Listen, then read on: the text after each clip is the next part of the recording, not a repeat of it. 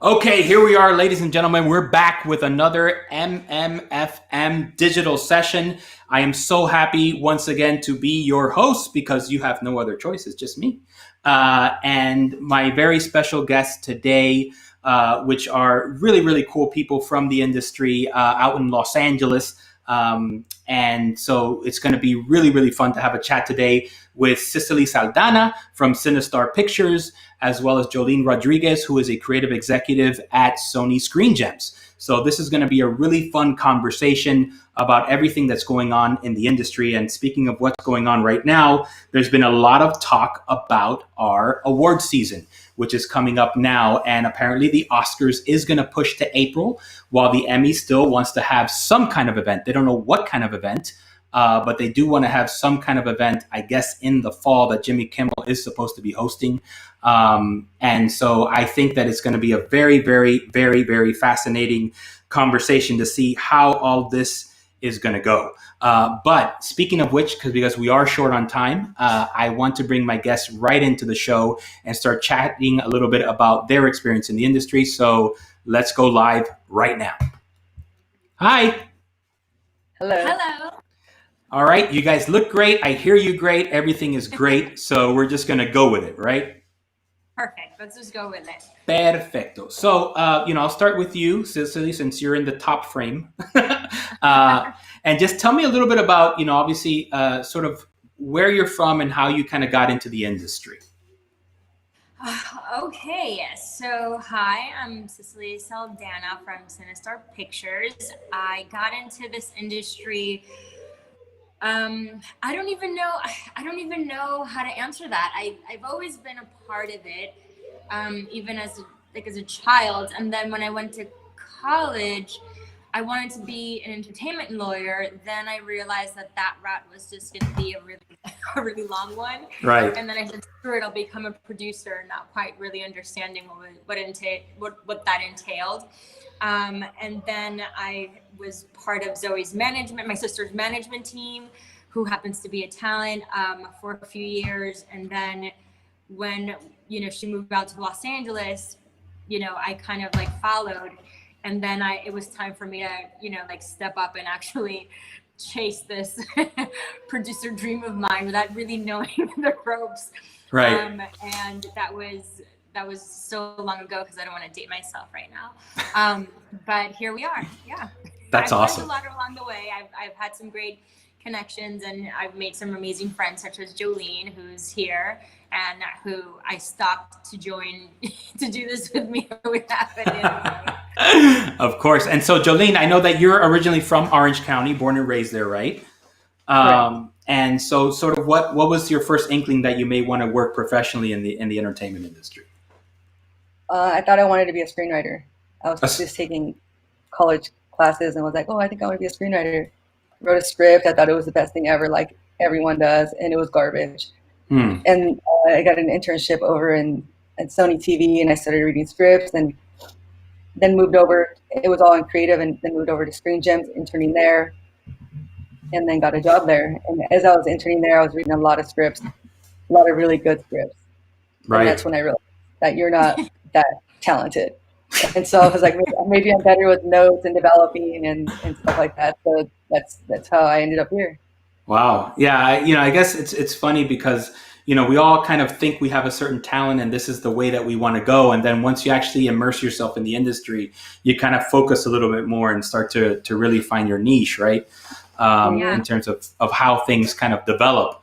And so, I know, Cicely, obviously you started this company with your sisters, and you've been developing a lot of material. How do you kind of approach it from a development standpoint? What sort of material are you looking for? What kind of inspires you as a company to move forward on something? So we at Sinistar, we just want to tell more.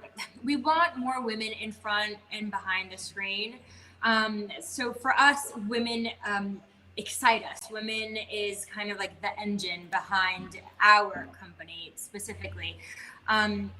What we look for are, platforms that are going to help us broaden the narrative, right?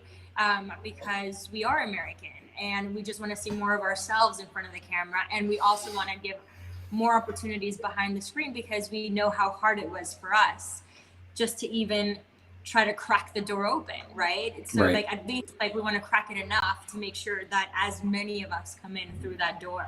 So that's kind of like our model here over at Cinestar. It's women thrive the story for us, like women content, like women. And what's funny is that it's hero or anti-hero. It's sci-fi. We're really big on sci-fi over here. We love comedy. To us, we don't really have just like our mandate is not drama. That's not our mandate. Our mandate is women. It's women's stories and American stories, right? And putting more of people that look like us in front of the screen. That's amazing. Yeah. And that's obviously like so important right now, because I think a lot of what the industry is talking about now is more representation, right? For women, for minorities. Jolene, how does that work on the studio side? When you're developing material, are you also looking for more representation, or how do you approach the type of material that you're looking for on your end? I think at the studio it's a little more difficult because they don't see the value, like they don't necessarily value diversity, unfortunately. It's you could see the difference in budgets. If I'm doing a movie, African American movie, versus a movie like Friends with Benefits, the budgets are like $15 million difference. Right. And so when you work on the inside and you see those type of things, you realize that there's that is no value. They're not going to give you the same money. You have to prove yourself extra. Like you really have to prove yourself. As far as box office, they'll give you like a $10 million budget, and then they'll want they want the most out of you, versus giving whoever it is, Mila and Justin, a shitload of money, and not that it's their fault; it's the studio's fault. Right. But I think it's a little more difficult. I would love to put more Latinos in movies and do things like that in front of the camera. It doesn't have to be a Latino story; it could just be Latino talent. But it's just not. We don't have a lot of stars, and it's a little bit more difficult. Right. Yeah, you're right, because it's a small pool, of talent, I guess, that you have to draw from, right? In terms of, from the writing side to the obviously to the on-camera talent to the producing side, but obviously then you have a group like what Cicely's doing with her sisters, and kind of driving not only female, but obviously Cicely, you're Latina, right? Because your family is I want to say Dominican and Puerto Rican, right? Yep. Beautiful. Yes. A lot of mofongo. My mom is Puerto Rican, so. So when I said people that look like us is all of the other ones, right? All of the and again, I don't think that this conversation is meant to be that, but all other than white, right? So that's why we focus so much on women, because there's so many of us from all different walks of life, different backgrounds that are insanely wicked talented, that have so much to say. Right. And we just want more diversity on screen. I think that everybody, I think that we all agree what the difference that it would have made in our lives had we seen more heroes that look like us growing up, right? So now that we know that there's that gap, that hole, right? Then what are we doing about it to fulfill it, right? So, and sometimes it is an uphill battle. Not everybody wants to. I think that the support is there when you sell the project, and the executives are excited to have, talent in the room, so passionate about a project. But when it comes to casting, then things start shifting a little bit, and it's an uphill battle. I wonder how things are going to shift moving forward from this point on, especially seeing how many corporations and studios have pledged to do more moving forward. So I'm interested to see how this is going to unfold in the next few months in terms of diversifying on camera talent. And kind of like, and holding them accountable for it. Yeah, no, that's a great point. Yeah. And Jolene, if you want to add anything to that in terms of, how you get that representation, but, and I don't know if it starts, just in the script form and having more diverse writers, more female writers. There's been a big push for more female directors. obviously, as well, and perhaps sparking it from that level may lead to, for more of this on-camera representation, right? Absolutely. I mean, Screen Gems history, I don't know, they've been around for 30 years maybe or something. They've had one female director. Wow. One. Wow. I'm Right. not sure how many movies they made, but that's crazy. Yeah. No, it is. That's such a ridiculously low number. But it also goes to, again, the pool of talent, because you look at the DGA, and the percentage of female DGA directors is very low as well, right?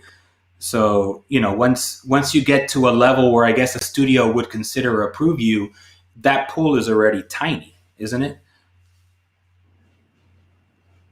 Sorry, can you repeat that? Someone just walked in. I apologize. Oh, no worries. So I was talking about the parking. Yes. So yeah, I was talking in terms of the DGA and how few members of the DGA are female, right?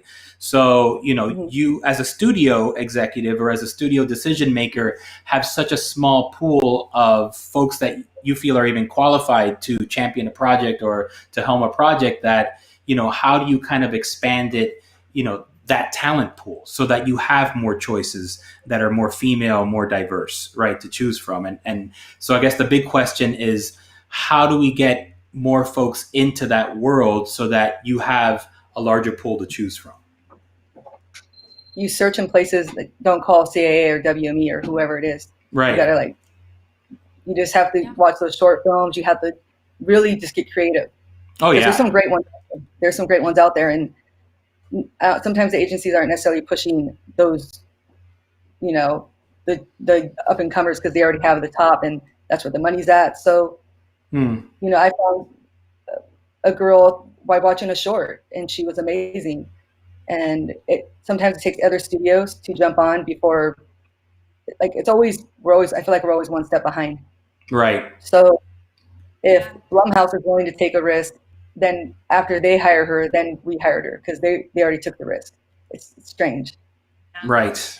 But one thing that I will say about, Jolene is that, because I know her also as a friend, is that she really works really hard in making sure she knows and she meets, and at least she reaches out to every piece of talent, newer voices, different backgrounds, and her roster, she's creating a beautiful database of Latinx, right? That I have to say, I've heard other people say that they have their own, and to me, it's not as extensive as Jolene's. I think that she really pays a lot of attention and has made it her mission to find these gems and these voices to help them, give them platform. Can she single-handedly alone make that big of a difference? I guess we'll all see how things unfold moving forward. But I do know this to be true about her, that she really goes far and beyond to make sure that she meets everybody and she gets people in the door, whether that's talent writers and talent writers or directors. Right. No, that's totally right. And it seems like now, and again, we're sort of at this interesting time where, because of the shutdown, everyone's kind of hitting the reset button, and we have more time to develop. And talking about discovering new talent, I've always been a big fan of the film festival world in terms of showcasing those up and coming voices, those what we call emerging filmmakers, right? And so now that you can't have a live festival anymore, a lot of these festivals are going virtual, they're going online. So that may provide more opportunity for, folks in the industry and the studio executives that ordinarily wouldn't travel to a regional festival, to perhaps being able to see some of these shorts and some of these films online, and perhaps giving them a chance, to go to that next level. What do you guys think about sort of that part of the industry? I think that we're all trying to understand and continue with our mission. So if for film festivals, it's not just so that your film could get sold, it's also to expose all of this raw talent to people. I think that everybody's getting creative and making sure that mission still happens, even though we're under a pandemic, right? So going virtual, to me, it sounds very smart and very proactive. I dig it. I do. I think that we have to get creative. I think that Right. when we stop trying, that's when, that's when all hope is lost. I think that if your mission is still, if you're so passionate about your mission, you will find creative ways to still make things work to the best of your ability, right? Until you can no longer do it. And then that's when you stop and then you wait, right? Like, we can't shoot, right? So we're doing everything else to be able to do that, right? To get to that point, whether that's developing, whether that's selling, doing pitches over, video conference.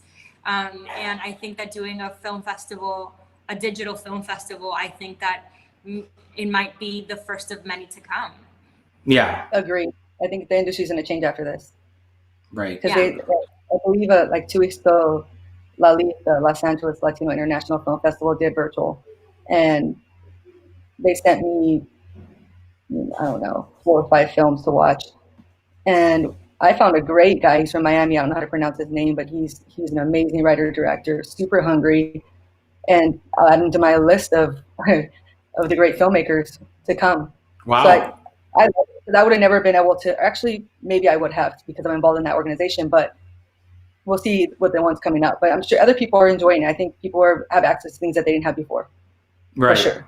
Yeah, no, absolutely. And, you speaking about Miami, I actually had a film at the festival this year. And what was unique about the Miami Film Festival is that it started in early March and we were literally shut down in the middle of the festival. So the festival started and literally 4 days in, I won't forget, I was at a cocktail party with the director and we were chatting about the fact that they just announced that I guess Sundance was going to, or not Sundance, sorry, South by Southwest wasn't going to happen. And he's like, well, at least we're going to get through our festival. And the next day he got a call from, the college, Miami-Dade College, which hosts the festival, and said, you need to shut down right now. And so literally, like, folks were in the middle of screenings, like filmmakers were flying in for the second half. And it just literally became like, how do we get all these people safely back home? But, the way that What day was that again? This was March 6th. It was March 6th is what I think March 5th or 6th. And it was going to run for 10 days after that. And it was right in the middle when the decision came down to shut it down, like halfway through the festival. So it was like day 5 out of 10. So yeah, there were folks. Chaotic. It was crazy. Luckily, our film was opening weekend, so we actually were able to screen it and have a live audience. But I felt so bad for these filmmakers that had flown in, and that one of them was a hometown film. It was a documentary about Walter Mercado. If you know the famous astrologer, called Mucho Mucho Amor, which is going to be actually going to Netflix in July 8th. Who's the filmmaker on that? Alex? Alex Fumero is the producer, Yeah. who used to be with HBO, and then the co-director Kareem Tapsh, who owns the O Cinema, who's here from Miami. And so he co-directed it. This is his second documentary on Netflix. He did another one called The Last Resort. But he was the closing night film. There was going to be this whole Walter Mercado themed closing night party, because it's a Miami filmmaker, Miami film, everybody in town was going to go. And unfortunately they couldn't do it because it got shut down. But it just, and what's interesting about Kareem is that he owns a local art house cinema as well. So he not only couldn't do his premiere in Miami, he had to shut down his cinema, which obviously still hasn't reopened yet. So but interestingly enough is the way kind of everyone started to pivot is that the Miami Film Festival has been taking a lot of these films and screening them online and doing them virtual. So June 19th, which is the June 19th or Juneteenth holiday, we have a documentary called When Liberty Burns, which is about the Arthur McDuffie, these riots that were sparked in the early 80s because of, a black gentleman that was shot in the inner city by a white cop. And that was a very powerful documentary, obviously very timely now as well, which they're going to screen for 24 hours. So you can buy a ticket like you would at the festival, and you could screen it anytime you want within those 24 hours. And they're going to do that this Friday. So, it's the kind of creative thinking that you have to have, knowing that, everybody is kind of in the same boat where we want to get these stories out. Miami has, not to be a homer, but such talented filmmakers, such amazing stories. Talk about women, Lulu Wang, who had The Farewell, which is a beautiful movie, is a Miami girl raised here, went to high school here, and one of those directors that I think every studio should be looking at for future projects. And They are. so many of these amazing voices, right? that we want to get out into the world. So yeah, it's an interesting time, and I think we've had such a really cool conversation. I wish I could keep it going, but I know that you all have other commitments. But I just kind of want to get sort of your closing thoughts on sort of what you see as the future of our industry in the most optimistic light. And I'll start with you, Jolene. Like, obviously you want to see more females, more Latinos. So how can we sort of work even at a small regional level to kind of try to make that happen? Make independent films and bet on yourself, invest in yourself. Right. I mean, Cicely knows like how difficult it is to get these people to buy, and you find the money. And I know it's difficult. It's not easy to find money. It's not easy to get people to give you money to go make a film. But I think if you go out and you bet on yourself and it's great, the studios are going to be all over you. But they don't want to be the first one, like I said. Right. It's just, look at Get Out. There's certain movies out there that those weren't purchased. I mean, they wouldn't have made those, and then they were sold. Right. So, because they bet on themselves, and now, obviously, Jordan Peele's Jordan Peele. He's a brand now, and he's, every studio wants to work with him, but he bet on himself. So, I mean, I always say, like it's easy to walk around and complain, and I get caught up in that too, bitching about why things aren't working the way I want. But I think we have to find a solution, and the solution is that we go out and do it. Like, stop talking about just. I love that attitude. That's great. Cicely, any thoughts? I think that for us, we've always said that we don't want to be a part of the problem. We want to be part of the solution, and being part of the solution is getting into action, right? It's setting everything in motion. It's meeting with minorities, right? But to us, they're talented people. They're talented humans. So, and it's getting behind them, right? And it's really fighting for those stories to be made, right? Because we think we're part of the American story, right? We don't want to change the narrative. We just want to broaden it. And we do bet on ourselves a lot, right? Like, and I think that somebody has to take the hit, and we're happy to take it in that sense, where we're constantly opening doors. Not every door opens, right? But if we just turned away from all of that, from all of the work that we've put in, then a lot of people behind us are going to be really disappointed because they're not going to have those opportunities that we want them to have in the future. I think that our mission is bigger than us, right? Like Sinistar, we want to entertain and we want to do this. But I think that I really want Sinistar to be more of, to be like a pioneer and really helping not just women, but like minorities, like get in the door, just talented people, just to getting their stories told. Right. And we may not reap the benefits of all of that, others will, but at least we're helping open the doors. And I think that that's more important to us than all the fame and the glory that comes along with it. Right. Yeah. That's right. Sorry, Jolene, go ahead. No, this is that we have to do better at showing up for each other. We have to do better at showing up for each other. Yeah. Yeah. This is something that Jolene and I discuss a lot. And it's not from a complaint. It's about like unification. Like how do we partner? How do we do something to just get a package stronger, right? And I think that people need to understand that when a package is strong, you're making it really hard for studios to make a pass on you, right? But in order for that to happen, is people have to come together. Right? Like an amazing producer and a kick-ass writer and the filmmaker, like everybody's partnering in to make a great package. And I think that there's still a stigma of, I want to be the only one, or I want to be the first. And to us, I don't care who's the first, as long as we're doing it for the common mission of more people getting through the door. Because that's like we haven't even been invited to the table. Right. And I'm hungry. We're building our table.